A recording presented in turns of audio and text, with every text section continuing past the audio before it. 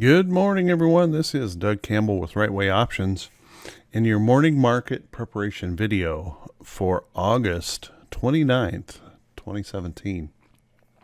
Hey, everyone. I want to first thank you very much for all of your well wishes for my little back procedure that I had to have done yesterday. I'm in quite a bit of pain today, as you might imagine, but I should know if we got a good result from this surgery in the next couple of days. So hopefully things will be getting better for me here, and I just wanted to thank you very much for that. All turned out well. Everything went as expected. So I appreciate all your thoughts, concerns, prayers. You guys are the best. Really do appreciate it. So this morning, well, my goodness, we ended up today just kind of like I had cautioned everyone on to be careful. This morning pump that we've been getting, pump it up and then drop it, has just been real indicative of the market here lately as we test this resistance level here. And now today, yesterday after the market closed, we got the news that goofy little dictator over there in North Korea decided to fire a ballistic missile over Japan, doing nothing but rattling everybody's cage. It's like he's got an inferiority complex. He's got to always be out there trying to make news, showing everyone how important he is. But obviously that's affecting the market. And what's going on here is the market hates uncertainty. And this action certainly creates uncertainty. So this morning we're getting a fairly substantial gap down. The futures had at one point been down about 130 points. We're getting our morning they're trying to pump this back up a little bit. We're only down about 90 points at the moment on Dow futures. But here's the problem is it comes at really just the perfect time to really reinforce our downtrend here. So here we were testing this resistance. Everyone I know was kind of hoping that we would get a response back or a breakthrough back above that. But now we're going to gap down here, and we're really starting to confirm our downtrend and make this very, very difficult to manage. Now, the other thing that's going to happen today is we're going to see a huge increase in volatility. If we take a look at the VIX, whoops. The VIX, has been wandering around I'm sorry, I got a delay in the chart, wandering around in this area down here where I call the danger zone, the area where that complacency can suddenly shift to fear. And I suspect this morning we're going to see this gap up substantially and move higher. Now, if the selling follows through today after this gap down, don't be surprised to see that, because it could occur. People just finally giving up on the hope that we're going to break through that resistance and rally and just start taking profits. This is, to me, is where I'm going to get very concerned. If we rally up here and actually even get above this level right here and then hold this as some kind of a support, that'll be the first time that we've really broken this major downtrend and held above it. And that would really signal more selling in the market, I think. And we need to be watchful and careful of that. So expect more volatility, which is going to make it very challenging for most traders. This is the kind of market that day traders live for, because we get very extreme moves and we can get them very quickly intraday. The market can travel back and forth a lot of space intraday, where the diamonds can move hundreds of points either up or down on intraday moves. So we're going to see probably a little bit of additional volatility. It's going to make it very difficult for most traders to trade it unless you're very, very quick and a very good day trader. And unfortunately, it's probably caught a lot of people in a bad situation. Folks that were over trading this, and I kept warning about this, don't over trade into this resistance area. And folks that were over trading this are likely, going to be heavily damaged today. This gap down is going to create some panic, and there'll be some additional selling. You can see the SPY breaking down here again. Downtrend staying in effect, and not a good sign for the market.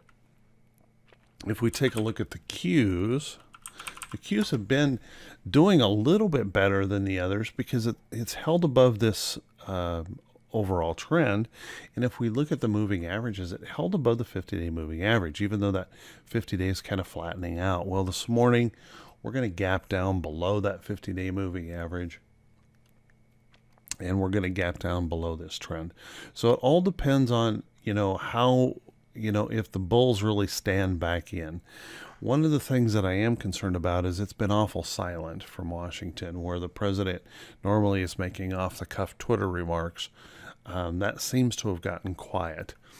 That can mean, several things. Maybe he learned his lesson it's better to say nothing than it is to speak up, or it may be the quiet time why we prepare for some type of military response to what happened here. Threatening an ally of the U.S. can create all kinds of issues. So I don't know where this is going to go. I just know that we can expect some volatility. If everything calms down real quick, we could see a rally right back up, a really fast rally right back up into that resistance area. If it continues to get inflamed, then we can expect some new lows. Now, I would fully expect at this point, the way this looks, that we're going to test this area down here on the Qs. Couldn't guarantee that, just by looking at the overall pattern, looking at the downtrend, looking at the way this is moving, lower, that would be the next logical point of contact. We take a look at IWM. The poor beleaguered IWM made an attempt yesterday to get above the 200-day moving average. But notice we've got a falling 50. 50-day moving average is moving down now. The 34 EMA moving down. The 20 is ready to cross over the 200. So this rally back is really no different than what we call a blue ice failure pattern, which, by the way, my friend and partner Rick Sadler is going to be teaching a class on that tonight, and it's free to everyone to attend. Please check into that if you're interested. He's going to teach you how to identify these, and if the market is going to be bearish or turn bearish, this is one of the best shorting patterns you'll ever find. And he's going to teach you the entries and even give away a scan tonight on how to do that. So if you're interested, if you haven't seen the ad on it or don't know how to get there, please do, PM me. PM me in Facebook, or send me a note in YouTube, and I'll be happy to get you the link so that you can register for that free class. But here is the exact same pattern, just with the 200-day moving average. Fail through the 200, struggle to rally back, and now we're going to get a gap down and potentially that failure to a new low here. Now here on the IWM, if we take a look, the next logical level is this major support level right here. So that would be the next logical level for a test. And I would be kind of surprised that we don't test it, if we don't test it before all this is over. So we've got some issues here to deal with. Everyone, I'd like to, just echo one more time. to be very careful, to be cautious. I've been warning for a while not to overtrade this market because well, let's just face it, it's dangerous, and to overtrade a market that's in this condition. So, on the economic calendar today, we have the S&P CoreLogic number that's expected to show a slight increase. It's remaining strong this year, and also we are looking for a consumer confidence number that has been almost kind of freakishly strong. Forecasters are suggesting that we could see a little pullback in that today. Nothing major, still going to remain very strong. And other than that, we've just got a couple non-consequential reports and some bill and bond auctions to round out the day. On the earnings calendar, we've got about 50 companies reporting today, and nothing that would be real, anything that's the real newsy type company. But you still want to make sure